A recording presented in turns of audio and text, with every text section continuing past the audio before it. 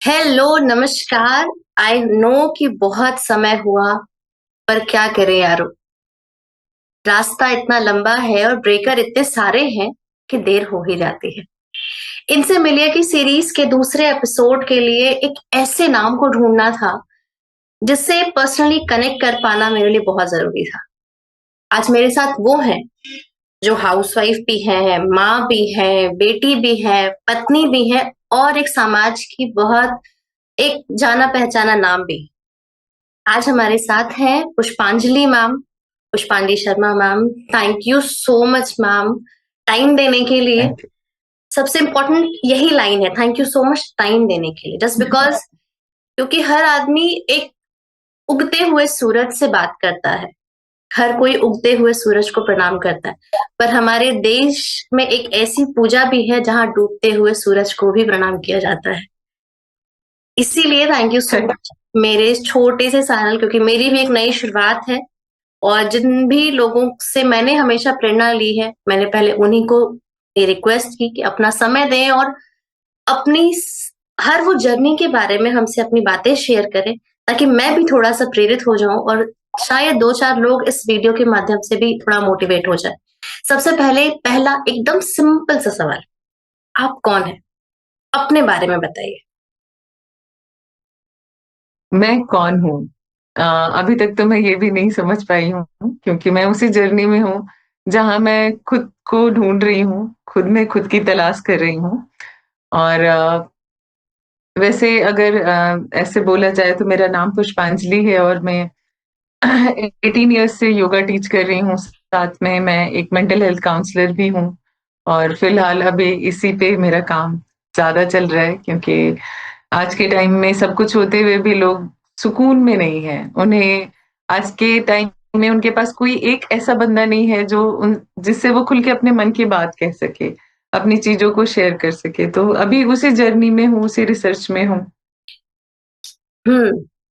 सुकून एक ऐसा शब्द है जिसके मायने सबके लिए अलग अलग है। जी।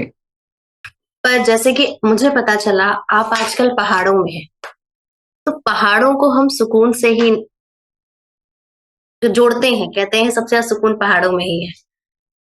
तो कर क्या रही हैं आखिर आप पहाड़ों में? हाँ, तो अ, हम हमने बचपन में संस्कृत के हमारे कुछ ऐसे फ्रेज हैं, श्लोक हैं, जो एक जीवन के हर एक अध्याय को दर्शाता है। जिसमें एक श्लोक है, मैं शायद गलत भी बोलूं, कि पंचवर्षाणि लाड्यते और 10 वर्षाणि ताड्यते वाला जो अ, वाक्य है।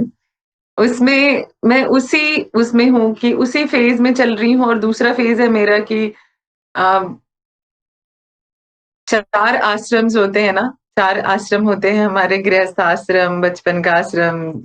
अब मैं 45 के बाद मैंने एक डिसीजन लिया कि मैं अब अपनी खुद की यात्रा पे निकलूंगी। और ये मैंने डिसीजन लिया 2024 में, 2024 में। और तब से मैं बाहर हूँ और अभी यात्राएं कर रही हूँ। अब जा करके मैं एक स्टेबल जगह मुझे मिल गई है, जहाँ मैं पहाड़ों के जिंदगी को, यहाँ के लोगों की कठिनाइयों को, सिर्फ जो चीजें बहुत खूबसूरत होती है ना रश्मि, वो हमेशा अच्छी नहीं होती। जो चीजें बहुत खूबसूरत होती हैं वो हमेशा अच्छी नहीं होती। ये चीज मैं यहाँ आकर के सीख रही हूँ, और मुझे लगभग यहाँ 6 महीने हो गए रहते हुए।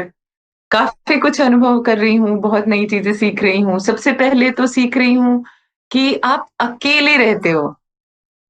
Exactly exactly. आपसे दिन भर में बात करने वाला एक भी व्यक्ति नहीं है जो आपसे आके फिजिकली बात करे। मैं उस फेज में चल रही हूँ अभी।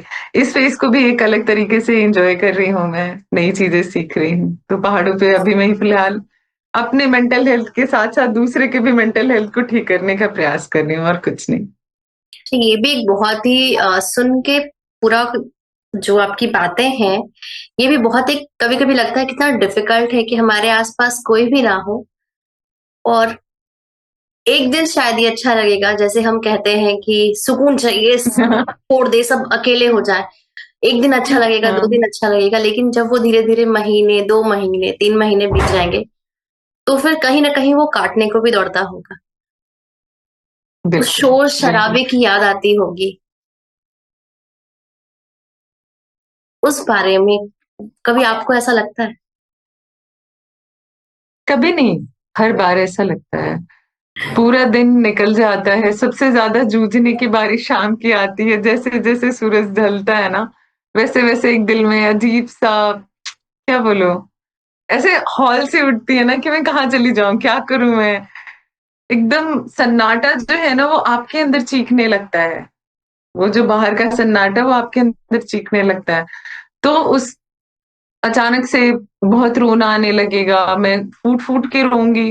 कोई वजह नहीं है रोने का, कोई दुःख नहीं है ज़िंदगी में, बस वो सन्नाटा, वो अकेलापन, वो एकदम से खुद को खाली करना ना, मैं उस प्रोसेस में हूँ अभी। बहुत, एक बहुत क्वेश्चन ज़रूर मुश्किल आपसे है, मैं पूछना चाहेंगे। सोचती हूँ। हाँ, लाइफ आपकी थोड़ी बहुत हमने भी देखी है, जो थोड़ा बहुत जब जिम्नास्टिक, एरोबिक्स इन सब से कनेक्टेड थे, तो आपसे रूबरू होने का मौका मिलता रहता था, अलग-अलग प्रोग्राम्स में, अलग-अलग शोज़ में, अलग-अलग क्लासेस के दौरान। इस पूरी जर्नी में जब आप कब ये चीज़ रियलाइज़ हुआ कि योग या फिर ये जो करियर पाथ आपने चुना है, ये आप स्टार्ट करना चाहती हैं? क्योंकि बहुत बड़ा डिसीज़न होता है, घर, परिवार, बच्चे इन सबके साथ-साथ करियर के बारे में सोचना। आपने कब डिसाइड किया?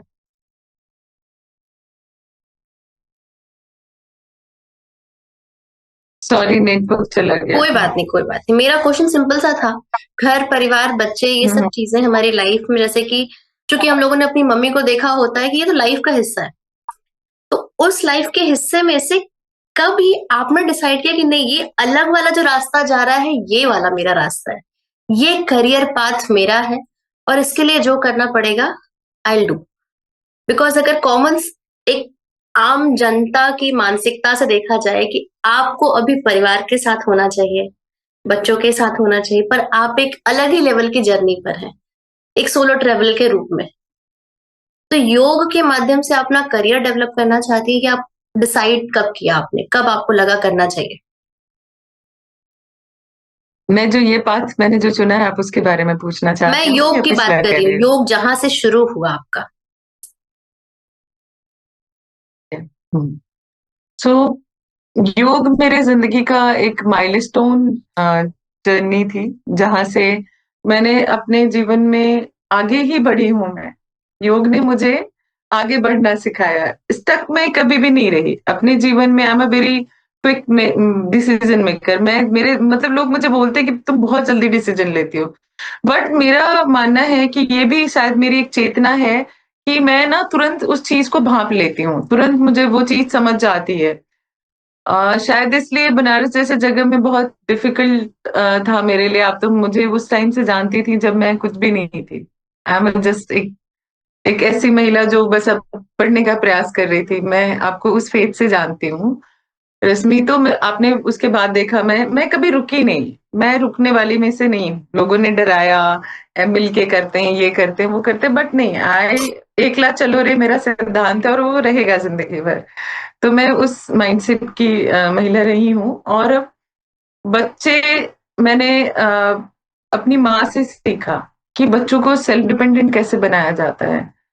आप 5 साल तक बच्चे को नहला-धुला के तैयार करो, 5 साल के बाद उनको इस आदत डालो कि वो खुद से सारा काम करें।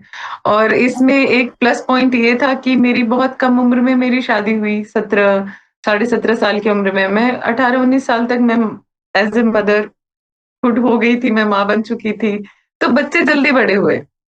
शायद पहले के लोगों ने जो एक बनाया था ना कि 18 साल के बाद अगर लड़कियाँ आप हाउसवाइफ बनना चाहती हैं, तो this is the good time to marriage 18 साल, 19 साल, 20 साल अगर वो अपना अपना फ्यूचर गृहस्थ आश्रम में देख रही हैं तो, एक होम मेकर के रूप में देख रही हैं तो, this is the very good age for the marriage.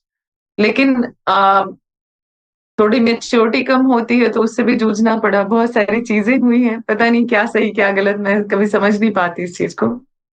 But ये वाली जो जर्नी मेरी रही है इसमें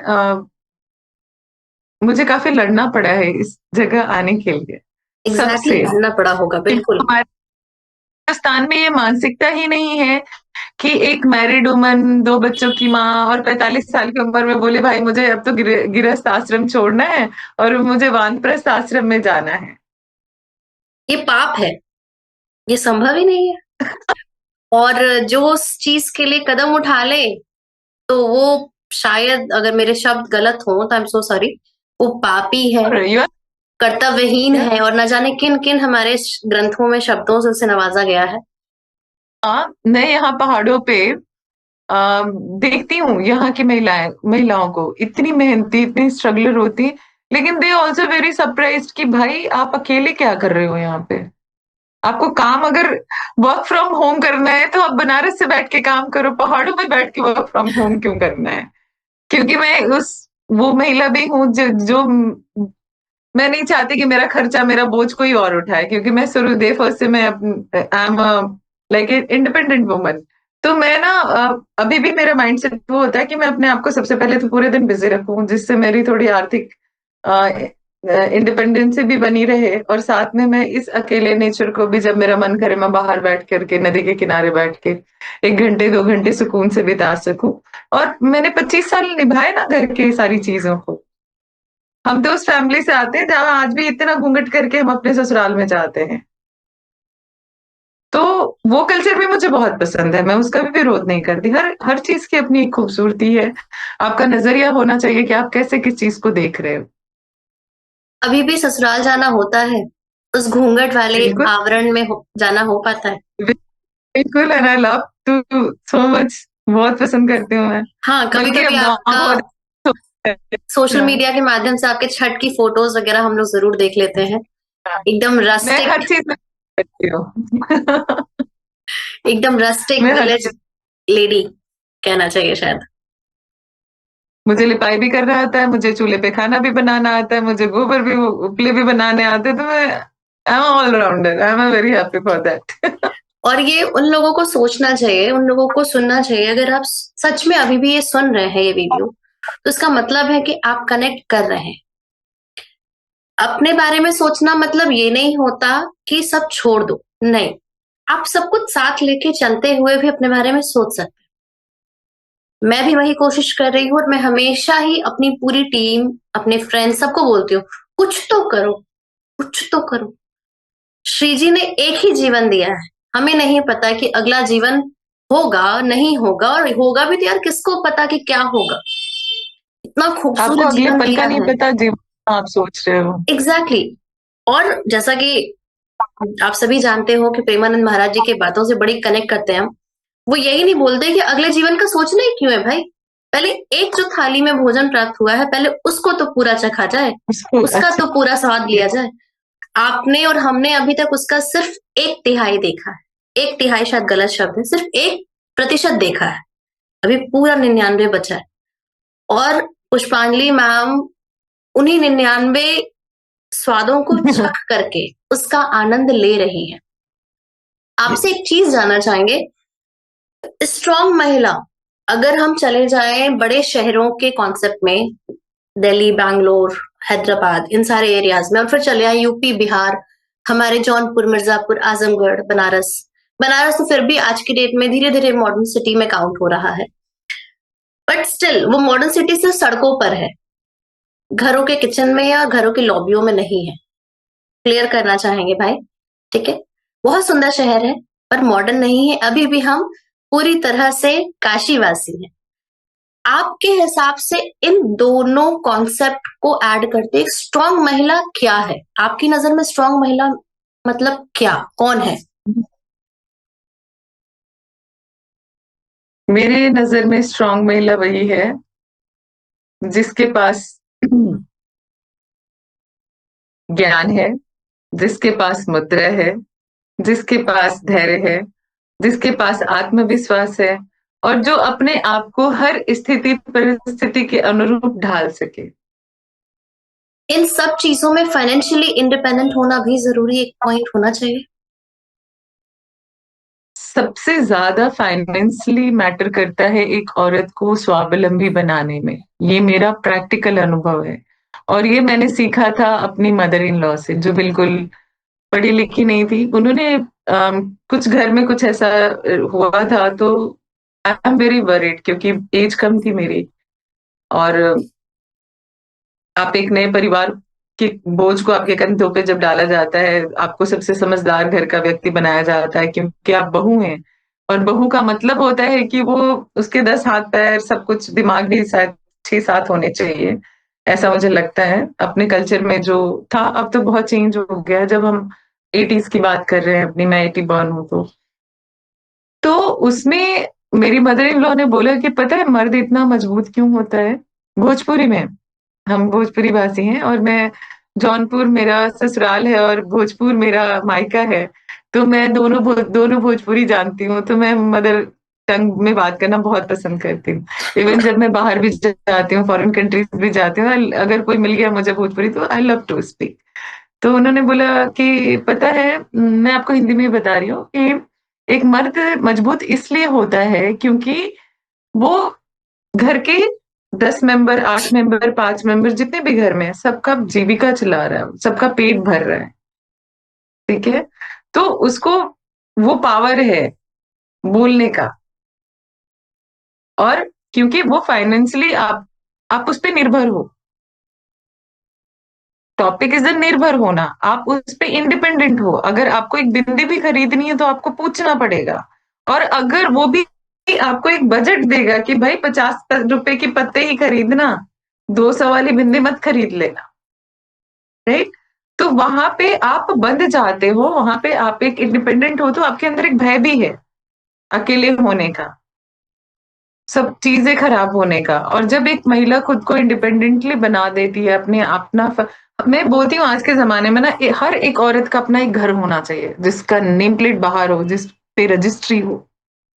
चाहे पति कितना भी आपका केयर करता हो, चाहे वो कितना भी सम्मान करता हो, कितना भी प्यार करता हो, हर एक औरत को सबसे पहले जिंदगी में सोचना चाहिए कि उसके उसके लिए 1 BHK का ही घर हो, लेकिन उसका अपना हो, राइट। उसके बाद उसको फाइनेंशियली थोड़ा थोड़ा अपने लिए जरूर इकट्ठा। कब क्या बदलता है कोई नहीं जानता, कोई नहीं जानता। बस फ्यूचर इतने ही रखो अपना, उसमें भी बहुत ज्यादा करने की जरूरत नहीं है। उतने ही आप कलेक्ट करो जितने से लगे कि भगवान कभी कोई बुरी स्थिति लाए तो आपको किसी पे निर्भर ना होना पड़े, डिपेंडेंट ना हो। हमारे डिसिप्लिन। हिंदुस्तान में, नहीं, बिल्कुल हाँ, बहुत। हाँ, यही चीज हमारे हमेशा हम हिंदुस्तान बोलते हैं। में हमारे हिंदुस्तान में कोई भी महिला है जो ये, हम अपने यूपी बिहार की बात कर रहे हैं रश्मि। कोई भी महिला है जो अपने घर में ये बोल दे कि मैं 5 दिन के लिए घूमने जा रही हूँ, मैं छुट्टी ले रही हूँ, सारी चीजों से ब्रेक ले रही हूँ, आऊंगी फिर बात करूंगी, पैसे दे दो मुझे। Completely impossible imagination. एड में या उसे किसी। इम्पॉसिबल्स में से मैंने इम्पॉसिबल किया है क्योंकि मैं अर्निंग मेंबर। Exactly exactly. ये मेन पॉइंट है, फाइनेंशियली इंडिपेंडेंट होना बहुत इंपॉर्टेंट है। लोग सोचते हैं कि बहुत बार ग्रुप में, क्योंकि डिजिटल मार्केटिंग जैसे बिजनेस में है जिसमें 90% लड़कियां हैं, औरतें हैं, इवन बहुत ओल्ड लेडीज भी हैं जो फ्री टाइम का यूज करने के लिए कर रही का। तो ये फीडबैक मिलता है कि जब शुरू किए थे तो हस्बैंड बोले कि अरे पैसा कमाएगी तो पर निकल आएंगे, फ्री हो जाएगी। तो कहीं ना कहीं हमारी जो सोसाइटी है उसमें शुरू से शायद मेल्स के दिमाग में ये चीज ड्रॉप आउट भी की गई है कि भाई देखो, गर्लफ्रेंड हो बहुत खूबसूरत, बीवी हो दुपट्टे सिर पे रखने वाली, बट फाइनेंस जीरो, तभी वो घर में टिक के रहेगी। तो आप हो है और बहुत सारी ऐसी अब महिलाएं हैं जिन्होंने इसको तोड़ा अभी है। अभी अपॉर्चुनिटी फीमेल्स के लिए बहुत बढ़ी हैं, बहुत सारी चीजें हुई हैं, लेकिन फिर भी आप कहाँ स्टक हो गए हो? आप मेंटली, कहते हैं ना, भौतिक सुख में अटक गए हो। आप अलग ही रास्ते पे चल रहे हो। आज भी आपको नहीं पता कि पैसे कमाने से सुकून नहीं मिलता, पैसे कमाने से शांति नहीं मिलती, पैसे कमाने से आपको फ्रीडम नहीं मिलता। जब आप खुद के अंदर से ही आजाद नहीं हो तो आपको दूसरा कहाँ से आजादी करेगा? सही बात। पहले आपको उस जोन से बाहर निकलना होगा। अभी आप वहां पर हैं, जैसा कि आपने बताया काफी टाइम से हैं, तो जब आपने ये डिसीजन लिया था तो बच्चों ने कैसे, सॉरी, बच्चों को बच्चों ने मैंने कैसे रिएक्ट किया था? My kids are very understanding. मैंने ऐसे उनको उनका पालन पोषण ही ऐसे किया है। तो बच्चे इज वेरी हैप्पी कि हाँ ठीक है मम्मी, आपको जहाँ रहना है आप रहो। हम एक दूसरे को मिस करते हैं, वीडियो कॉल की सुविधा है, बात हो जाती है, बाकी सब अपने अपनी जगह अपना काम कर रहे हैं। क्या करना करें तो बच्चे सबको आज। इंडिविजुअली है ना। आप एक घर में भी रह के आप अपने बच्चे को गोद में उठा के तो घूमने वाली एज नहीं है ना उनकी। बिल्कुल। तो फिर ये एक मेंटल डिस्टेंस है, एक फिजिकल डिस्टेंस है, बाकी इमोशनली हम सब अटैच ही हैं। जब भी ऑनलाइन सेशन लेते हैं ट्रेनिंग्स वगैरह में काम से संबंधित, तो जब मैं उन्हें समझाना शुरू करती हूँ कि अरे मेरे पास भी वही 24 घंटे हैं, आपके पास भी वही 24 घंटे, थोड़ा सा समय 24 निकालो। घंटे। तो जब उनकी बातों से list of excuses I must say वो जब देना शुरू करती हैं, तो फिर लगता है, डर सा लगता है कि क्या एक ऐसा टाइम आएगा कि यही एक्सक्यूज हम भी किसी को देंगे। एग्जाम बच्चे का है, पढ़ हम रहे हैं, प्रेशर बच्चे पे है, ले हम रहे, भूख उससे लगी है लेकिन परेशान हम हैं कि वो खाना क्यों नहीं खा रहा। वी डू नॉट वांट कि वो खुद से कुछ करे, क्योंकि हमें पता है कि अगर वो खुद से कुछ करने लग जाएगा तो हमारे पास कुछ भी नहीं रहेगा करने को काम। किसी ने हमें ये चीज बताई थी कि महिलाएं शायद इस वजह से भी आसक्त हैं, आसक्त शब्द यहाँ शायद इस्तेमाल करना सही होगा, काम के लिए, बच्चों के लिए, पति के लिए, क्योंकि उन्हें पता है कि जिस दिन ये सब कुछ अपने आप करने लग जाएंगे ये लोग, तो वो पूरी तरह फ्री हो जाएंगी, फिर वो क्या करेंगी। तब हमने कहा कि यही जरूरत होती है अपने बारे में सोचने की, खुद को कहीं इंडल्ज करने की, आपका अपना पैशन, अपना शौक, अपनी पढ़ाई, क्या बनना चाहते थे, अभी भी समय है, स्टार्ट कर सकते हैं। हमारे पास एक लंबी चौड़ी लिस्ट है जिन्होंने 40s में, 70s में, 50s में अपना रीस्टार्ट किया है, अपना करियर सेकेंड इनिंग खेला है। अगर आप लोग, हम एक छोटे से शो का यहाँ नाम लेंगे, कॉपीराइट ना आए इसलिए नाम जरूर लिख देंगे भाई। उस शो में मेरी सबसे फेवरेट कंटेस्टेंट है अंजू जी और Manju ji, and they both are sisters, और वो ऑलमोस्ट 50+ है। कुकिंग चैनल पे कुकिंग शो में आ करके अपनी सेकेंड इनिंग स्टार्ट कर रही है। लोगों को लगेगा अरे यार गेम ही तो खेल रही है, बट नहीं, उस चीज के लिए उन्होंने कितनी हिम्मत जुटाई होगी, जहां उनके पोते हैं, उनके बच्चे बड़े हैं, उनके नाती हैं। ओवरऑल इस पूरे कॉन्सेप्ट का है, जो लोग एक्सक्यूज देती हैं कि रश्मि कैसे करें, बच्चे छोटे हैं, आज 17 तारीख है, बताओ आज तो मैथ का पेपर था, अब हम अगर 4 बजे की मीटिंग अटेंड करते तो मैथ का पेपर मेरे बच्चे का कैसे होता। लिखना बच्चे को है, पुष्पांजलि जी ने यही बोला है। एटलीस्ट इंडिविजुअली हम सब अपने घरों में अकेले ही रह रहे हैं, किचन में एक आप। छोटा सा एग्जाम्पल। जी बिल्कुल बिल्कुल प्लीज। मेरी बेटी का 10th का एग्जाम था, और एक महीने पहले ही मुझे आई थिंक कहीं बाहर जाना पड़ा, लगभग 20-22 दिन के लिए बनारस से। एंड सबसे आश्चर्य की बात थी कि एज ए मदर, क्योंकि मैं उसी बैकग्राउंड में पली बड़ी हूँ, उसी माहौल में, मेरे मन में था कि बोर्ड का एग्जाम है, मुझे इसके साथ रहना चाहिए। एंड सी सेड नहीं मम्मी, आपका भी कैरियर ग्रोथ है, आपको इतनी बड़ी अपॉर्चुनिटी मिली है, आप जाओ, मैं देख लूंगी। और ऐसा कोइंसिडेंस हुआ कि उस समय मेड भी भाग गई। सुबह वो खाना बना, रात का डिनर वो बनाती थी, सुबह मेरी सिस्टर्स वगैरह आके हेल्प कर देती थी, और वो पढ़ाई करके उसने 86% बोर्ड में अचीव किया था, मेरे बिना रहने पे बोर्ड का एग्जाम। इवन मैं अभी यहाँ हूँ, अभी 21 तारीख से मेरे बोर्ड बोर्ड 12th का पेपर है मेरे बेटे का।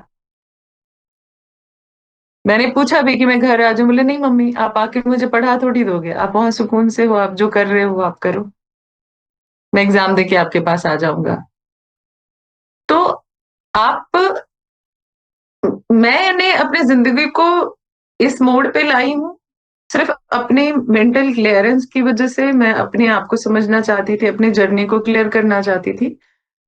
और ऐसा नहीं है कि मैंने भावनात्मकता से किसी को तोड़ा है, हाँ मैं नेगेटिव चीजों को छोड़ चुकी हूँ।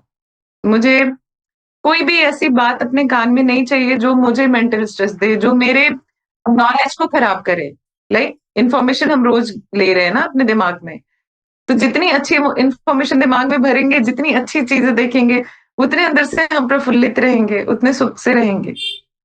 सो आप क्या होता है ना, फंस जाते हो, एक ट्रैप में फंस जाते हो, जैसे कि आज इस मीडिया में छपना है, आज ये काम करना है, आज उनसे इतने पैसे लेने हैं। आप अपनी प्रायोरिटी सेट करो कि आपको बीएमडब्ल्यू में घूमना है, घूम के भी आप खुश नहीं हो, या फिर आप एक दोस्त के साथ पीछे स्कूटी पे बैठ के या सहेलियों के साथ रिक्शे पे भी बैठ के खुश हो। खुशी कहाँ है वो मायना रखता है, पैसा, सारी चीजें, this is the different thing. But ये पाने के लिए आपको पैसे की जरूरत तो पड़ेगी ना। आपको उतना स्वावलंबी तो होना पड़ेगा ना, कि ताकि आप ये सारी चीजें अचीव कर पाओ। जब मैंने फर्स्ट टाइम अपने घर में फर्स्ट ट्रैकिंग थी मेरी, मैंने जब अपने हस्बैंड से बोला कि मैं ट्रैकिंग पे जाना चाहती हूँ, क्या होगा इससे, क्या फायदा मिलेगा, ये होगा वो होगा, तो मैंने उनसे झगड़ा नहीं किया कि मुझे जाने नहीं दे रहे, मैं तो जाऊंगी नहीं। मैंने उनको कन्विंस किया, उनको समझाया, उनकी प्रायोरिटी समझाई, उनके शौक को समझाया, मैंने अपने शौक को समझाया। मुझे घूमना फिरना पसंद है, आपको नहीं पसंद है, तो आपको नहीं पसंद है दैट मीन्स ये तो नहीं है कि मैं आप ही के हिसाब से जिंदगी जीऊंगी। फिर तो मैं आपकी कभी रिस्पेक्ट नहीं करूंगी, आप मेरे मन में हमेशा नीचे ही रहोगे। कि आज जब जो मेरी इच्छा हुई और जेन्युइन इच्छा है, ये तो कोई मैं उनसे नौलखा खरीदने की बात तो कर नहीं रही थी, मैं उनसे पैसे भी नहीं मांग रही थी, मैं सिर्फ उनसे 7 दिन का समय मांग रही थी। बहुत मुश्किल से माने थे वो। मैं गई, मैंने अपना पूरा बढ़िया से ट्रैक पूरा किया, 12,000 फीट की ऊंचाई पे मैंने क्लाइम करा। और उसके बाद वापस आने के बाद मैं उतनी ही एनर्जी के साथ, उतनी ही इमोशंस के साथ फिर वापस अपने परिवार में जुट गई। देन फिर मैंने 1 साल बाद फिर बोला कि मुझे यहाँ जाना है। तब तक मेरे पति का माइंडसेट बराबर हो चुका था, उनको पता चल चुका था कि ये लेडी बीच में छुट्टी मांगेगी और इसको देनी पड़ेगी। मैंने कहा आज मैं मांग रही हूँ, कल मैं मांगूंगी भी नहीं, मैं बताऊंगी आपको कि मैं इतने दिन के लिए बाहर जा रही हूँ और अपने लिए जा रही हूँ। And I am doing solo travelling. मैं कैलाश मानसरोवर की यात्रा करी, मैंने अकेले करी। मैं मतलब राजस्थान पास, फिर उसके बाद चाइना बॉर्डर, मैंने बहुत रिमोट, और आज भी मैं जिस जगह पे रह रही हूँ, this is the very remote area. यहाँ से बद्रीनाथ और केदारनाथ मात्र 1.5 घंटे की दूरी पे है। So I am staying in Joshimath, जहाँ की आबादी ही कुल 200-250 लोगों की है। 4 दिन पहले यहाँ पे एक औरत की गोद में से 4 साल का बच्चा छीन के लेपर्ड लेके चला गया। तो this is the very dangerous place in the night. तो यहाँ के लोग बहुत बहुत कठिन जिंदगी जीते हैं, बट बहुत खुश रहते हैं, बहुत खुश रहते हैं। आपने एक शब्द सुविधाएं। नेगेटिविटी, बहुत सारे लोग कभी कभी हमारे बहुत नियर डियर, जिन्हें लगता है कि हम इस भ्रम में रहते हैं कि वो तो बस एक बार कहें कि हमें सपोर्ट ही करेंगे। वो कोई भी हो सकता है, कोई भी हो सकता है, फादर मदर भाई बहन बंधु कोई भी हो सकता है। और कभी कभी समाज के बाकी जो ठेकेदार हैं, जिन्होंने समाज की मर्यादाओं का तो ठेका ले रखा है, सो कॉल, जब बहुत सारे लोग नेगेटिव चीजें आप तक ट्रांसफर करते हैं, नेगेटिविटी देते हैं, तो कैसे उसको हैंडल करती है? मतलब हम इस कॉन्सेप्ट में, मेरा एक क्वेश्चन है कि बहुत सारी हमारी लेडीज हैं जो बहुत कुछ करना चाहती हैं, पर वो दिन भर उनके दिमाग पर वो जो 1 किलो 2 किलो 3 किलो का बटकरा रखा जाता है नेगेटिविटी का, वो कैसे उससे ओवरकम करें? क्योंकि आप मेंटल क्या पीस के कहेंगे साथ लोग। जुड़ी हैं, तो हम जरूर जानना चाहेंगे। यस। तो जब मैंने अपने कैरियर में ग्रोथ करना स्टार्ट किया बनारस में, बहुत सारी नेगेटिव चीजें हैं, बहुत सारी नेगेटिव चीजें जो आप इस लाइक सोच भी नहीं सकते कि भगवान ये इनके पास इतना टाइम कहाँ से है, और ये कैसा कैसा सोच निकालते हैं ना, इस तरीके से दूसरे को परेशान करने के लिए। तो इसमें योग ने मुझे बड़ा हेल्प किया, क्योंकि जब मैंने योग का प्रॉपर मैंने कोर्स किया, फिर मैं टीच करने लगी। तो जब हम ध्यान में बैठते हैं ना, तो हमेशा हम अपने नेगेटिविटी को क्लीन करते हैं। इज लाइक हम अपने ब्रेन को मेरी आदत है, मैं अपने ब्रेन को हमेशा ट्रेन करती हूँ। लाइक घरेलू बात मैं अगर करूँ, मेरी माँ, माँ और बेटी का अलग संबंध होता है, ठीक है। माँ बुजुर्ग हो गई है, माँ ने वही जिंदगी देखी, घर में रह गई, कभी बाहर निकलने का मौका नहीं मिला, कभी एक्सप्लोर करने का मौका नहीं मिला। उनका पूरा दुनिया ही, उनके 5 बच्चे थे और पति था, खानदान के लोग थे। तो अब वो अपनी बहुओं को देखती हैं कि दे आर वेरी फ्री। मैं बहुत ऐसे पर्सनल और ओरिजिनल बातें बता रही हूँ, मैं कोई ज्ञान नहीं दे रही हूँ, मैं एक एग्जाम्पल के तौर पे समझा रही हूँ कि जैसे माँ मुझे फ़ोन करेगी ना, तो मुझे पता है कि मेरी माँ अपनी बहुओं की शिकायत करेंगी, राइट? मुझे पता है कि दोनों गलत हैं, दोनों की गलतियाँ बराबर है, कोई भी कम-बेसी नहीं है यहाँ पे, या कोई कम-बेसी भी हो, तो मैं माँ को ना सुन रही होती हूँ। अच्छा, ऐसा कह दिया उसने? हाँ, तू नइको जानत, ओकर दिमाग खराब हो गई बा, ऐसे-वैसे, पूरा मम्मी का चालू हो जाएगा। हम सुन रहे होते हैं, उन्होंने हाँ, हाँ, मम्मी हम तुमको समझ रहे हैं, तुम्हारी भावनाओं को कोई नहीं समझता। तो इसलिए वो थोड़ा शांत हो जाती है, क्योंकि उसके अंदर वो भरा हुआ है, वो नेगेटिविटी भरा है, तो उसको निकालना ज़रूरी है ना पहले। वो ज्ञान से नहीं ठीक होगा। दुःख और क्रोध ऐसी चीज़ होती है ना कि जब तक आप निकालोगे नहीं तब तक वो खत्म नहीं होता। अगर वो रह गया अंदर तो फिर वो आपकी बीमारी बनेगी। They convert diabetes, heart attack, और औरतों में ज़्यादा यूट्रस का प्रॉब्लम क्यों होता है? क्योंकि बहुत इमोशंस को होल्ड करती हैं। बहुत सारी बातें उनके अंदर ऐसी हैं जो वो कह नहीं पाती। जिस भी लोक लाज में नहीं कह पाती, वो नहीं कह पाती। तो यहाँ पे जब मैं मम्मी का सुन लेती हूँ ना, जब उनके सारे इमोशंस, सप्रेस इमोशंस, उनके ट्रॉमास जब निकल जाते हैं मेरे सामने, फिर मैं उनको बोलती हूँ कि मम्मी कोई फ़ायदा है? वो बदल जाएगी आपके ऐसा करने से, या आप बदल जाओ। तो जस्ट फाइंड योर पीस ना, अपनी शांति ढूँढो। अब तुम्हारी एज ये नहीं है कि आप दूसरे के चीज़ों पे कुढ़ो, उनको जज करो। सबसे बड़ा प्रॉब्लम सोसाइटी में क्या है? जज करना। कोई ये नहीं सोचता अगर कि सामने वाले के ऊपर क्या वो उसका बिहेवियर जो होता है ना इंसान का, चाहे किसी भी फीमेल का, चाहे वो गुस्सैल हो, चाहे वो बहुत दयालु हो, जब आप उससे बात करोगे ना, खास करके मैं नेगेटिव फीमेल से बात करने की बात कर रही हूँ रश्मि, जब भी कोई नेगेटिव महिला आपको मिले ना, आप पहले उसको सुनना, उसकी जगह पे खड़े होना, देन यू रियलाइज कि उसका स्थिति अलग है।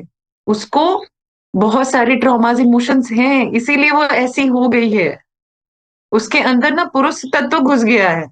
हर एक इंसान के अंदर स्त्री तत्व और पुरुष तत्व दोनों होता है, फेमिनिन एंड मैस्कुलिन एनर्जी। अगर आप उसको बैलेंस अपने अंदर नहीं करोगे तो वो चैनल तो गड़बड़ होगा ही। बहुत सारे पुरुष ऐसे होते हैं जिसके अंदर फेमिनिन एनर्जी इतनी होती है कि आप उनको बहुत भावुक होते हुए देखोगे, उनको रोते हुए देखोगे, उनको शिकायतें करते हुए देखोगे। बहुत महिलाएँ ऐसी होती हैं जिनके अंदर मर्दों वाली एनर्जी आ जाती है, तो फिर वो झगड़ा करेंगी, लड़ाई करेंगी, गुस्सा करेंगी। तो ये शिव और शक्ति का तत्व बैलेंस करना बहुत ज़रूरी है। कुछ भी सही-गलत नहीं होता, कोई भी इंसान सही-गलत नहीं होता। जब तक आप उसकी जगह पे खड़े होकर के सोचते नहीं हैं। तो इसलिए जब कोई भी मुझे नेगेटिव बोलता है या मैं अपने बारे में सुनती हूँ कि मेरे पीठ पीछे ये चल रहा है, तो मैं जज नहीं करती। मैं पहले सोचती हूँ कि रीज़न क्या है इसके पीछे? क्यों ऐसा कर रहा है? अगर मेरे यथासंभव है, मैं उसको समझाने का प्रयास करूँगी। समझता है तो अच्छी बात, नहीं तो आप अपने रास्ते, मैं अपने रास्ते, दैट्स इट, बात खत्म। क्यों मुझे कचरा लेना अपनी ज़िंदगी में? Simple, clear. नेगेटिविटी हैंडल करने का सबसे इजी तरीका, जो मैं भी चाहती थी कि जानना चाहूँ, मेडिटेशन हमें लगता है, क्योंकि जब मेरे दिमाग में बहुत प्रेशर आता है तो शांति तो कहीं मिलती नहीं। दो दो बेटियां हैं, उनकी जरूरतें अपार हैं, तो इंटरप्शन हमेशा रहता है। तो बस कान में ईयरफोन और कोई एक सॉफ्ट म्यूजिक, और किसी घर के किसी कोने में भाग जाता है। मैं ये तरीका इस्तेमाल बिल्कुल। करती हूँ। और मैम ने तो इतना कुछ आपको समझाया, बताया। सोचिए, समझिए। अगर इस वीडियो के माध्यम से आप 1% भी क्लैरिटी होता है तो कमेंट सेक्शन में जरूर बताइए। मेरा नंबर मेरे पूरे चैनल के हर वीडियो पर है, आप आराम से कॉल करके बात कर सकते हैं। आप कोई भी हो, हम सुनने के लिए रेडी हैं। बस आप बात कीजिए। एक्चुअली हमारी सोसाइटी में ये जो बात करने का कॉन्सेप्ट है, जो अभी अभी शुरू हुआ है, ये बहुत अच्छा है कि शुरू हुआ है कि बेटी बाप से बात कर पाती है। एक बहू सास से बात कर पाती है, एक बहू ससुर से बात कर पाती है। ये अब धीरे धीरे शुरू हुआ। लोगों को लग रहा होगा कितनी पुरानी बात कर रही है, नहीं भाई, ये है हमारे लिए अभी शुरू हुआ है। अगर आप ये वीडियो दिल्ली, हैदराबाद, मुंबई या किसी भी ऐसे मॉडर्न सिटी से देख रहे हैं तो आपके लिए आम बात। एक्चुअली मैम पता है, हम ये चीज देखते हैं कि बहुत सारे एक्सक्यूजेस है, बहुत सारे एक्सक्यूजेस हैं, क्या क्या नहीं कर सकते। जैसे कि 4 बजे की बात हुई थी, हमारा सेशन 4 बजे रिकॉर्ड होना था, हम लोग 4:30 कनेक्ट हुए। सबसे बड़ा एक दिमाग में आ सकता, क्या मैम से दोबारा टाइम ले ले, अगर मेरी जगह होता कोई तो शायद वो यही करता। मैं कहा नहीं, वैसे टाइम नहीं मिलता किसी का, मैम से टाइम तो दोबारा नहीं लेना, यही करना है, जैसे भी करना अभी करना है। और actually I am doing so much in between of this video. Guys try करो, सबसे इंपॉर्टेंट ट्राई करना। एक टैगलाइन हमेशा हम अपने वीडियो में मैम बोलते हैं, it's perfect to not to be perfect. Yes. आप इसके बारे में कैसे, मीन्स अगर आपको किसी को ये चीज समझानी हो, it's completely perfect that it's not to be perfect, तो आप कैसे समझाएंगे? तो मैं एक बड़ी चीज रिवील करने जा रही हूँ अभी, पहली बार सोशल मीडिया पे। So right now I am taking Osho sannyas. I am follower of Osho. और मेरा नाम जो संन्यास नेम है मेरा, वो है देविका। मैं देविका के नाम से जानी जाती हूँ। पुष्पांजलि को थोड़ा पीछे छोड़ दिया मैंने, अब मैं अपनी एक नई पहचान लेके चल रही हूँ। सो एज ए देविका, जो मैंने ओशो के उनके जो भी स्पीक्स हैं, जो भी उनके डिस्कोर्सेज हैं, जो भी उन्होंने दिया बोला लोगों को के बारे में, आप बहुत सारी चीजें आप उनको समझोगे ना जब आप सुनोगे। तो वो एक बात कहते थे कि लाइक जंगल हमेशा खूबसूरत होता है, राइट? क्योंकि वो उसको प्रकृति ने जैसे बनाया है ना, वो इनपरफेक्शन में ही परफेक्ट है।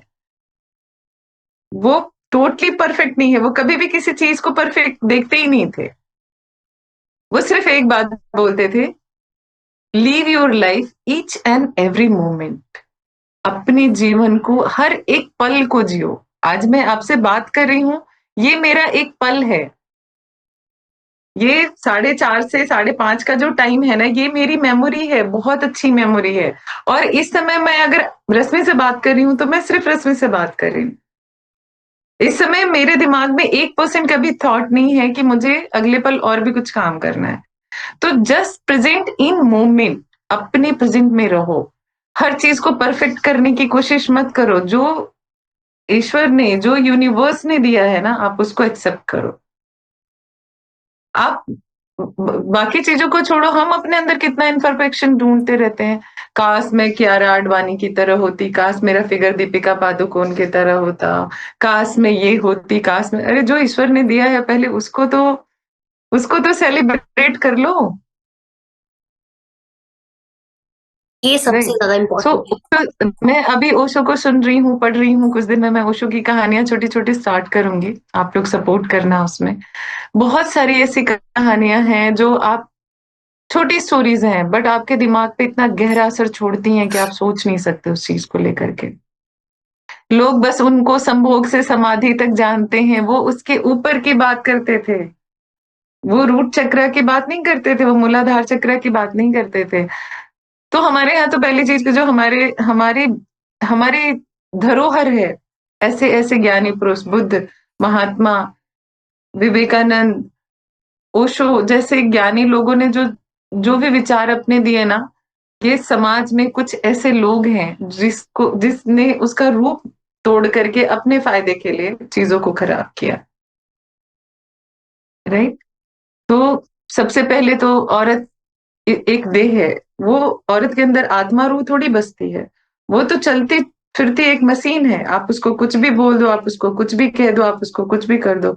और इसमें पुरुषों का दोष नहीं है सबसे ज्यादा। और अगर तंग होती है ना, मेंटल स्ट्रेस में आती है, तो सिर्फ महिलाओं से आती है। अगर महिलाओं का सपोर्ट हो घर में ना, बाहर हर जगह पे औरतें कभी परेशान हो ही नहीं सकती।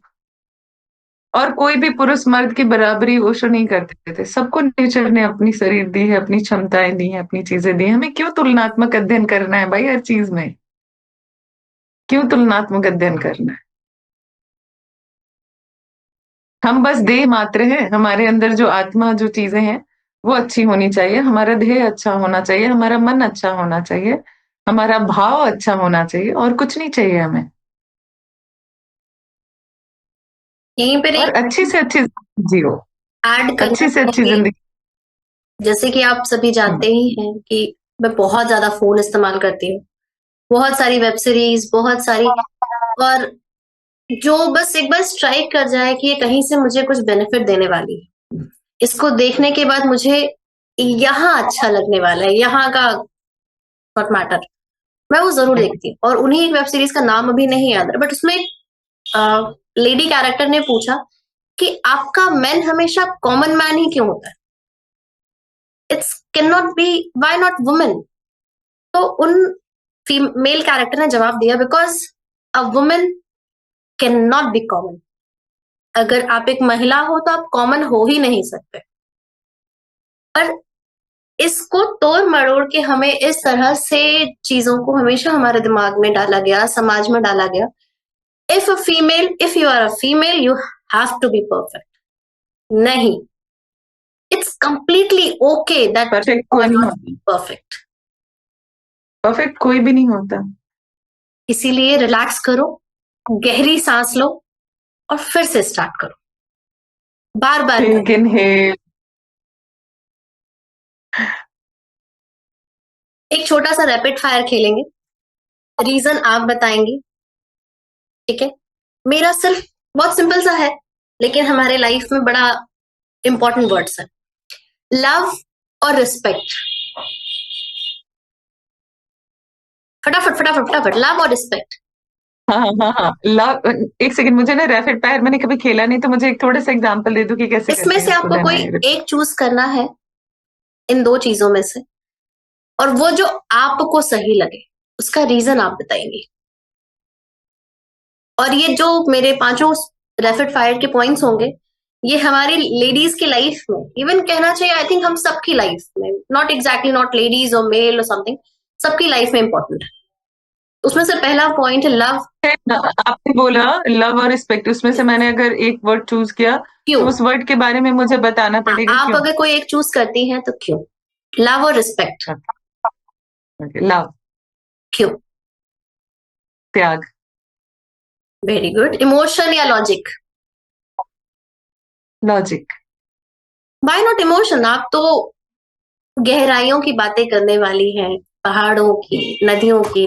दैट्स व्हाई, हाँ that's why tell you logic, क्योंकि ये दिमाग जो है ना, ये बहुत उपद्रवी है। अगर आपने लॉजिक पे काम कर लिया, इमोशंस आप हैंडल कर सकते हो। मनी या पीस? पीस। जो आपने चूज किया है। मनी तो कहीं भी कमा लेंगे। एग्जैक्टली। पैसा तो मैं भीख मांग के भी बड़े अच्छे से कमा लूंगी, स्टाइल के साथ, अलग तरीके से। बट पैसे से पीस नहीं खरीद सकते। पीस है तो पैसे बहुत आ जाएंगे आपके पास। स्ट्रॉन्ग या सॉफ्ट? सॉफ्ट। सक्सेस या सेटिस्फेक्शन? सेटिस्फेक्शन। एग्जैक्टली। और ये लास्ट वाला हमें भी रिप्रेजेंट करता है, क्योंकि जब भी कॉल आती है पुराने लोगों की, वैसे तो बहुत कम आती है, मैं हमेशा अपने हर वीडियो में ये बोलती हूँ, चढ़ते सूरज को आज की डेट में सलाम किया जाता है। पर मैं वो डोंट उतरता वरी सूरज अबाउट। हूँ, मैं वो उतरता सूरज हूँ जहां मैं पहले खुद को सलाम करती। आप वो डूबते सूरज हैं जिसको, जो लोगों को एक उम्मीद देते हैं कि मैं कल फिर निकलूंगा। फिर से निकलूंगा। एग्जैक्टली। जब वो मैं लोग हमें बिहारी हूं फोन ना। करते हम हैं। हम डूबते सूरज को छठ पूजा में अर्घ देते हैं। दैट मीन्स एग्जैक्टली हमारे लिए एग्जैक्टली। वो भी वो भी उतना ही इम्पोर्टेंट है। वो हमें ये बता के जा रहा है कि एक उम्मीद दे रहा है, आपको होप दे रहा है कि मैं कल फिर आऊंगा। जब पुराने लोग फोन करते हैं तो वो सबसे पहले यही पूछते हैं, कर क्या रही हो आजकल? अरे तुम तो बिजनेस मीटिंग्स, सेमिनार्स, प्रेजेंटेशन, क्या क्या करती थी, एंकरिंग, आईनेक्स से लेकर के बाइकेथॉन से लेके पता नहीं क्या क्या तुमने किया है। बस फंस गई ना तुम भी रालोटी में।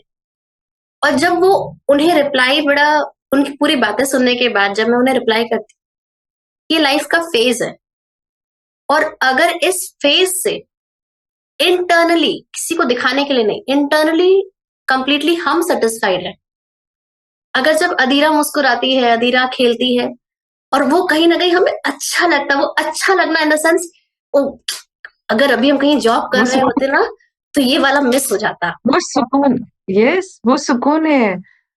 हम हम औरतों की जिंदगी में ना बहुत सारे फेजेस आते हैं, और मैं बड़ा आश्चर्य करती हूँ, क्योंकि मैंने शायद ब्लेसिंग्स ऑफ द यूनिवर्स कि मैंने हर चीज को एंजॉय किया। जब मैं बहू थी तो मैंने, मेरे सबसे अच्छे मित्र मेरे सास और ससुर, ठीक। मेरे बच्चे जब हुए, बच्चे बड़े होने लगे, उन्होंने कब पहली बार माँ बोला, कब बुआ बोला, कब बाबा बोला, वो सारे मेमोरीज मेरे दिमाग में हैं। और जब मैं एक वर्किंग वुमन हुई तो मेरे जो क्लाइंट्स के साथ जो मेरा प्रोफेशनल जो मेरी गैदरिंग थी, this is also that time I very enjoying the moment, right? कि वो जो लोग हैं, जिस तरीके से हम बात करते हैं, या जो भी मेरे से नॉलेज उनको मिलती है, या मैंने अपने काम से उनको जितना भी फिट रखा, आज भी वो मुझे फोन करते, बात करते हैं।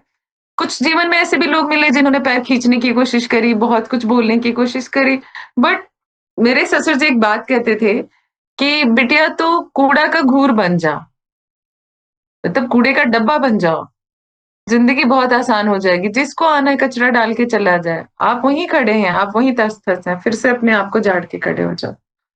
तो अब तो मैंने बताया ना कि मैंने सोशल डिस्टेंस कर लिया सोशल लोगों से, जो फेक लोगों से थे, जो फेक लोग थे जिंदगी में, मैंने सबसे पहले उनको कट ऑफ किया अपने जीवन से।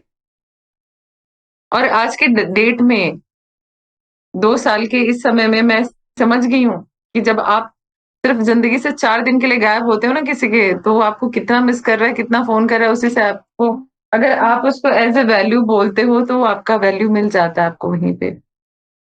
जस्ट अ सेकेंड ना। हाँ हाँ बिल्कुल, हम्म। एग्जैक्टली तो जैसे कि हम सोचते हैं कि मेरे बिना सामने वाले की जिंदगी नहीं चलेगी, अरे मैं न रहूं तो वो तो सांस तक नहीं ले पाएंगे, वो मुझसे इतना प्यार करता है, कुछ अरे नहीं। मेरे बिना मेरे बच्चे कैसे पलेंगे। लेकिन बिलीव मी, आज शादी को, वैसे मैं आपको बोलूं, आपका वो समय है जहां पे ना, जब you are the like a ball, आप एक बॉल हो जिसको समय ने यूं प्रेस करके छोड़ा हुआ है अभी कुछ समय के लिए।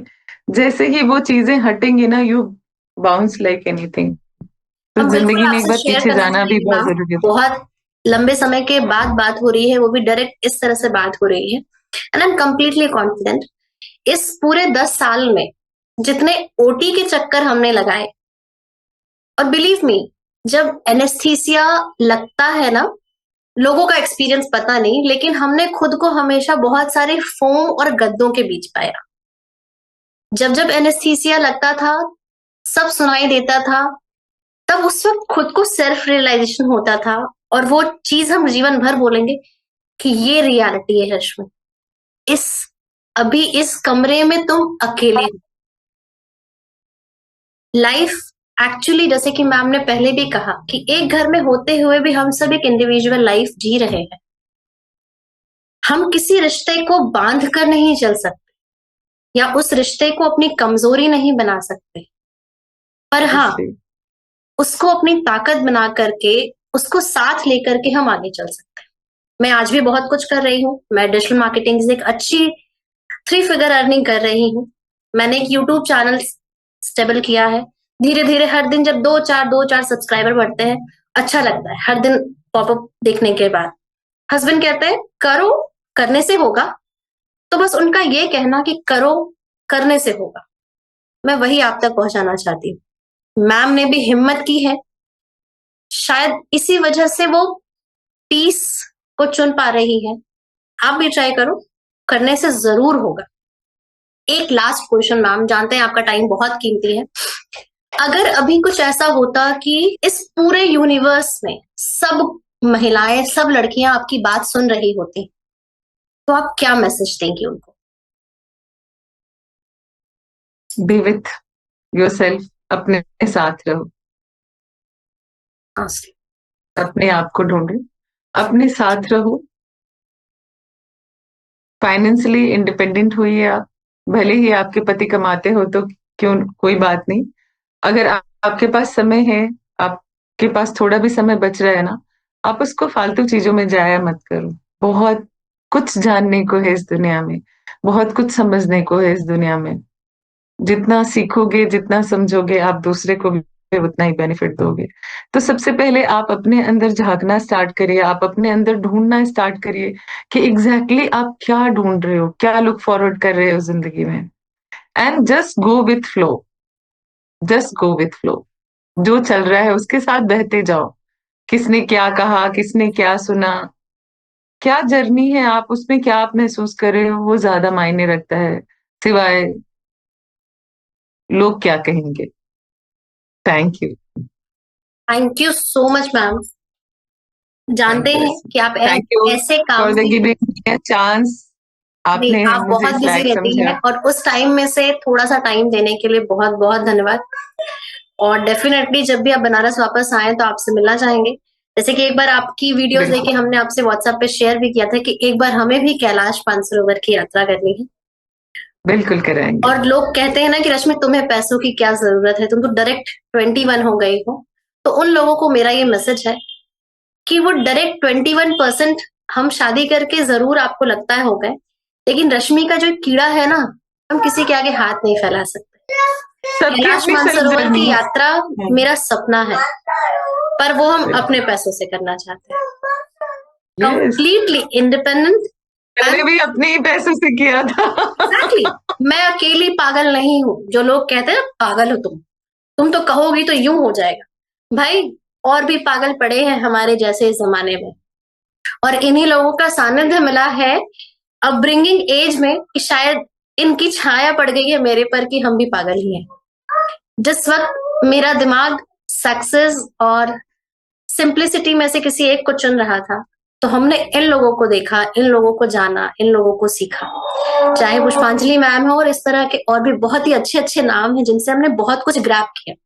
तो ये वाला जो पागलपन है, जो आप हमेशा कहते हैं ना कि तुम्हें कौन सी कमी है, भाई, till the last of my breath I will try that I have to be independent। यही मैसेज के साथ इसको यही इन करते हैं।